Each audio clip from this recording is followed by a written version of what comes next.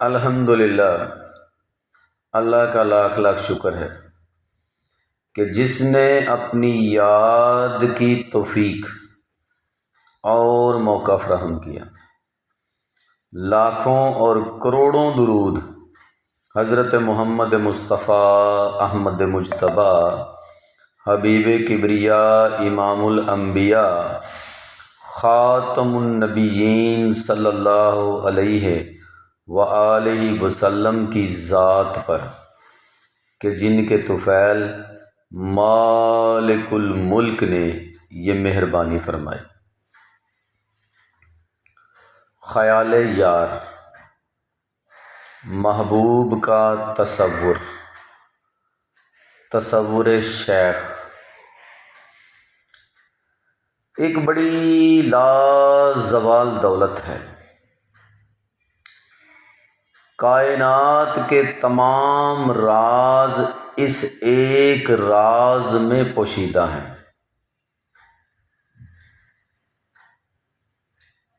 اگر کوئی شخص پوری نیت سے اور خلوص دل سے تصور شیخ کرتا ہے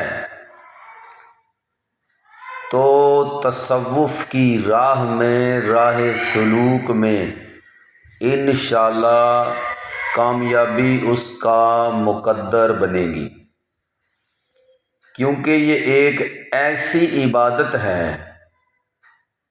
خیال یار، تصور شیخ، پیر کا تصور ایک ایسی عبادت ہے جو سالوں کا سفر، سالوں کی منزل جو ہے وہ چند لمحوں میں طے کروا دیتا ہے۔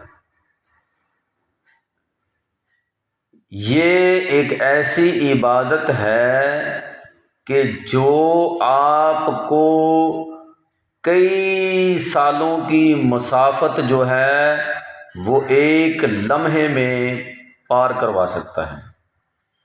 ایک لمحے میں آپ فرش سے عرش تک پہنچ جاتے ہیں۔ تصور شیخ کی بدولت راہ سلوک کے مسافر جو ہیں وہ اپنے شیخ میں موجود تمام خصوصیات اور تمام تجلیات اور تمام قسم کے انوار جو ہیں ان سے ایک لمحے میں مستفید ہو جاتے ہیں۔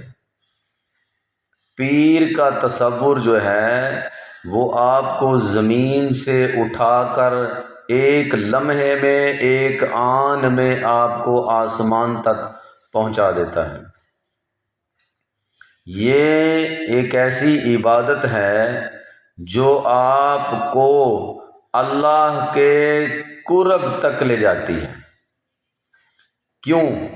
کیونکہ شیخ کامل جو ہے وہ اللہ کا مقرب ہوتا ہے، نبی پاک صلی اللہ علیہ وسلم کی محفل میں موجود رہتا ہے، نبی پاک صلی اللہ علیہ وسلم کے قدموں میں موجود رہتا ہے، اور جب شیخ کامل کی ساری انوار و تجلیات جو اللہ اور اس کے رسول کی طرف سے پیر کے دل پر پڑ رہی ہوتی ہیں اور اس کا دل جو ہے نور علی نور بن چکا ہوتا ہے، اس کا جسم جو ہے وہ نور علی نور بن چکا ہوتا ہے، اور جب مرید کامل شیخ کامل کا تصور کرتا ہے تو ساری خوبیاں جو شیخ میں ہیں، وہ انوار و تجلیات جو شیخ کے دل پر وارد ہوتی ہیں وہ مرید کے دل پر وارد ہوتی ہیں، اور مرید کا دل بھی نور علی نور بن جاتا ہے۔